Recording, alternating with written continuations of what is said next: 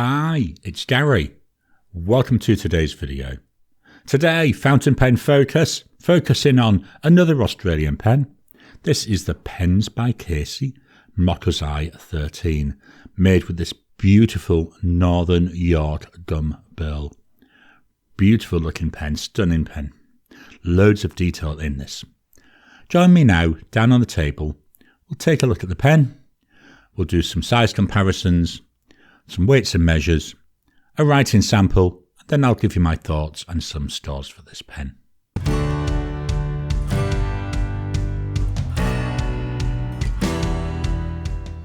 Welcome down to the table.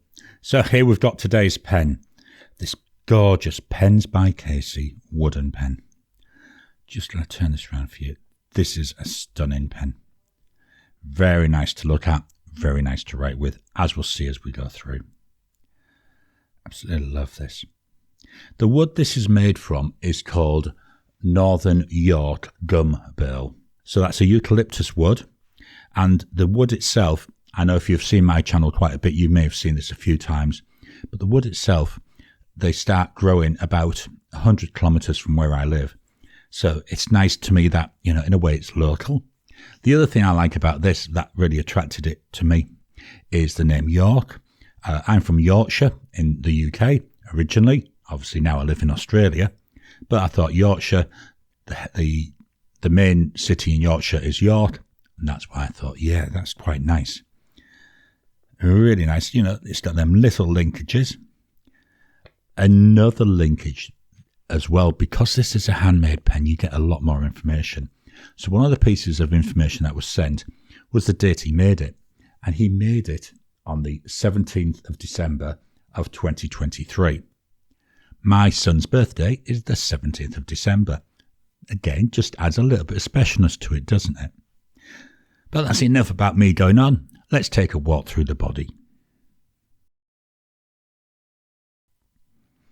So the pen, it's more or less flat at the ends. There's a little tiny dome to it. I don't know if you can see that. This pen model is called Mokuzai. He's got a number of different models that he does. I'm going to turn this around. Look at just all this natural coloured variation we've got there. I've got a gloss finish on this. You can have various different finishes. The best bet, contact Casey. He's really approachable, really friendly. He'll work with you to work out what you want in your pen. Absolutely gorgeous. The cap, we've got a very steep taper there. Only lasts maybe 6 or 7 millimeters. Then to me, it's straight all the way down till we get the little bit of a drop off down here, down to the body. Just turn that around for you. No clip. But that doesn't bother me because I don't use clips other than as a roll stop. The body, we're going straight till we get down to really close to the end. Then we get again that little bit of a taper coming in. And I say, that feels more or less flat. Will it stand on that? No, I think there is a little bit of a dome there. And I can definitely see just a teeniest hint of a dome here. Beautiful looking pen. So let's take the cap off. So it goes half, one turn, really quick, really easy to take off. That reveals this ebonite section. Just turn that around for you with ebonite threads. And if I take the body off, you can see we've got a cartridge converter in here. It's lined in ebonite as well. So the whole pen, even the cap, lines there in ebonite. Little touches make a big difference, don't they? I don't know if I'd ever tried eyedropper in this. I'm quite happy with the converter. The threads are nice and smooth. Don't feel any grate in there. They go on and off really easy. Let's take a quick look at the nib. This is a standard Yoho nib. It's all the silver colour. We've got that little line board going round. Got the breather hole. Nothing else on the nib. I just turn it round to the side here. You can see we've got 1.1. This is obviously a 1.1 stub nib. You can also see that by looking at it, can't you? The little stub up here at the top. Let's swap on over and we'll do some size comparisons. Here's my two standard size comparisons, the Pilot Metropolitan and the Lamy Safari. The Pens by Casey Mokuzai, a little bit longer. This is a Mokuzai 13, so we've got a little bit extra length, and we've got that, wow, look at the difference there though in the girth. Let's pop the caps off.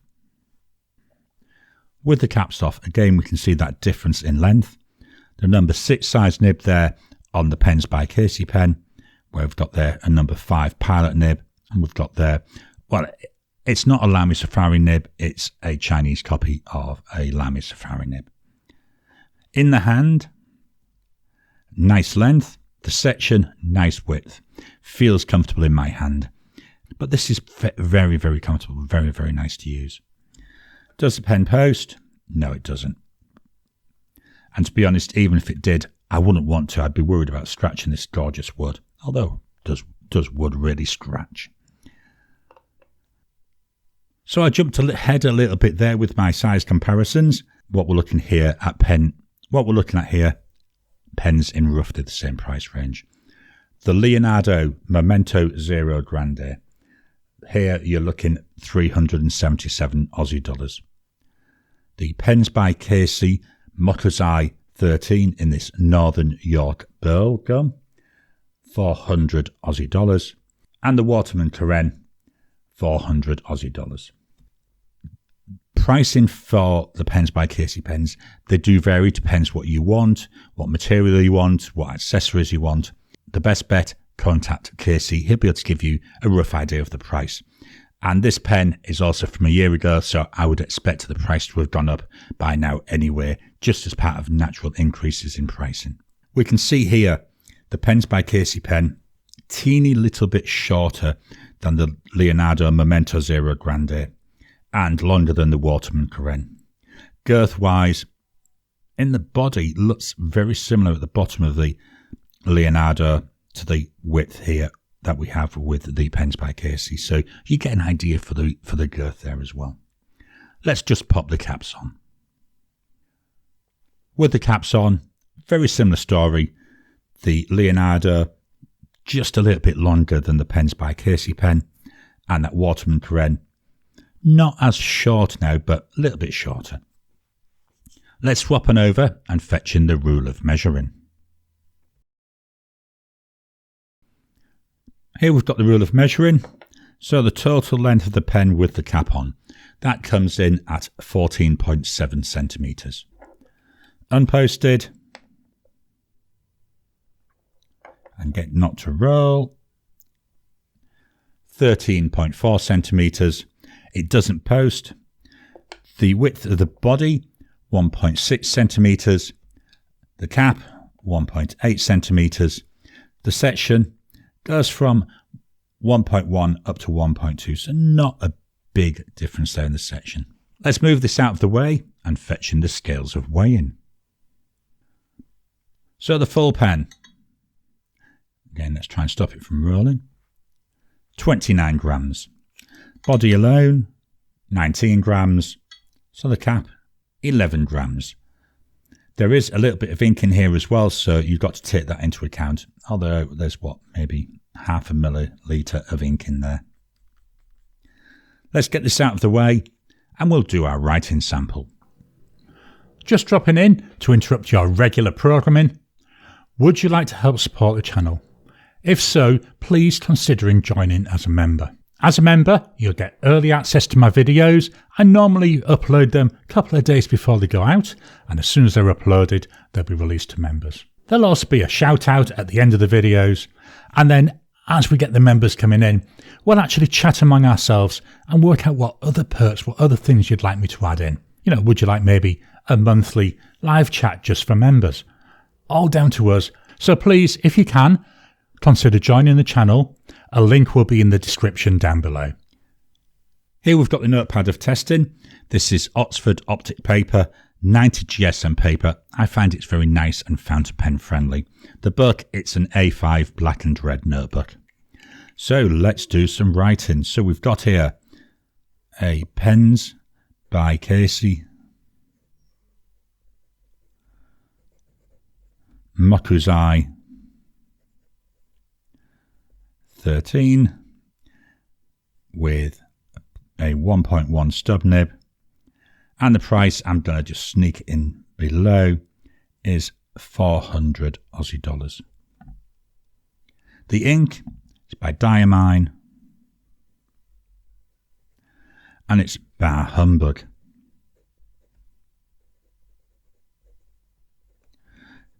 Gorgeous and really nice dark ink. And I think in this pen, it's flowing so well. One of the things I like about stub nibs, as you can see here, we've got this natural line variation. So with my down lines, they're a little bit wider. The cross lines, they're a lot narrower. Drying times, immediate. Wow, look at that. 10 seconds. 30 seconds.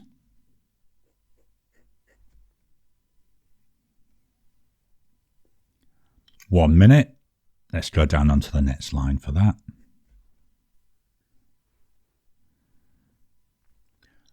Still very wet, isn't it? 2 minutes.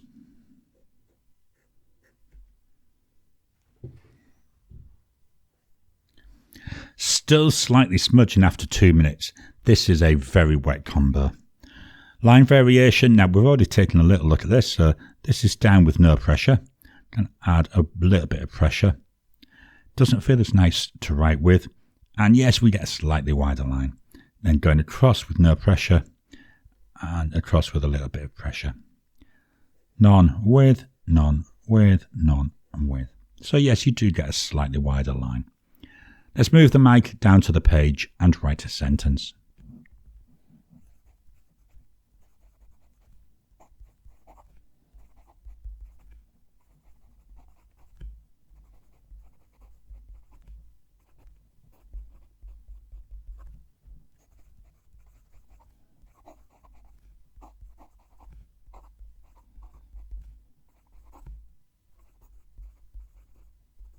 Could you hear that whispering? Really nice.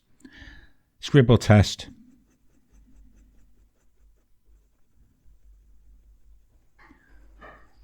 Performs as I expect really well.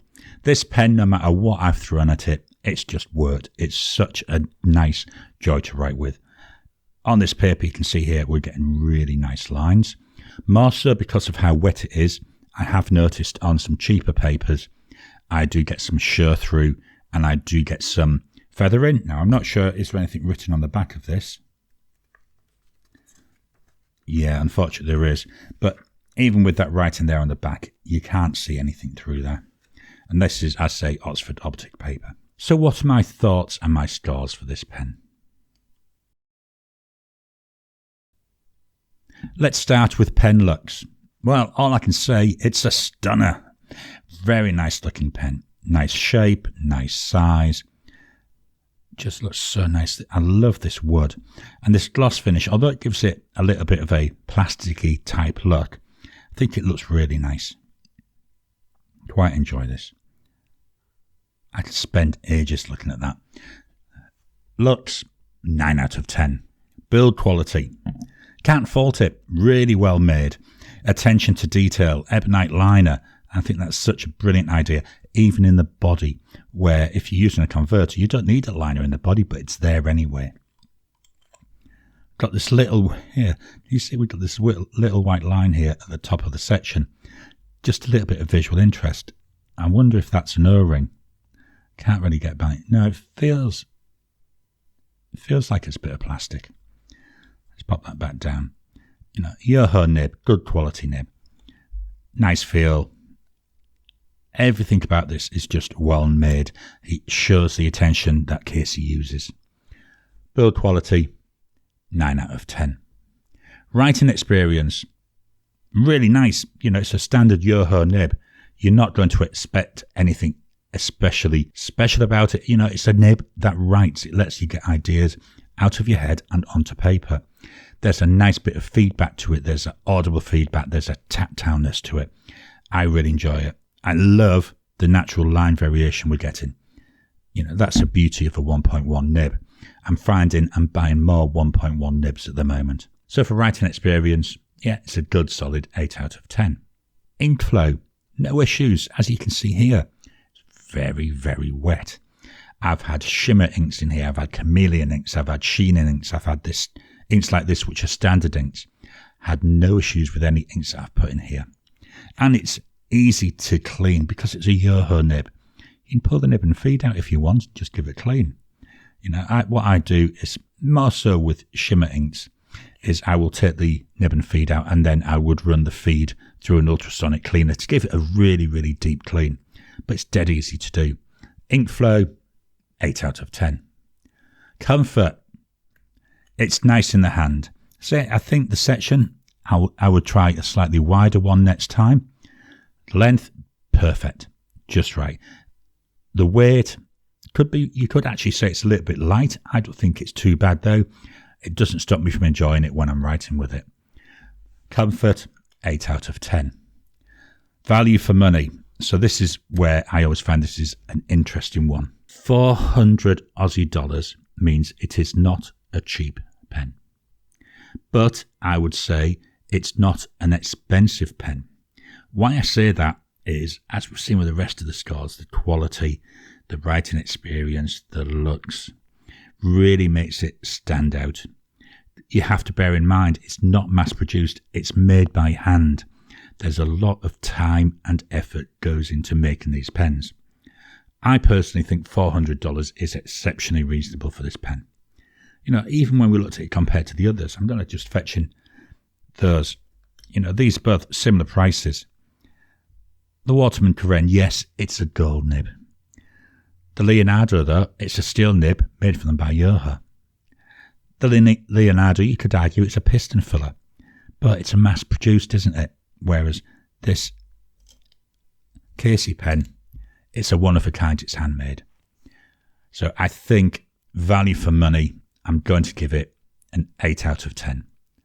So that means the total score for the Pens by Casey Mokuzai 13 with Diamine Bah Humbug is 8.33 out of 10. What are your thoughts on this pen? I absolutely love it. It's so pretty.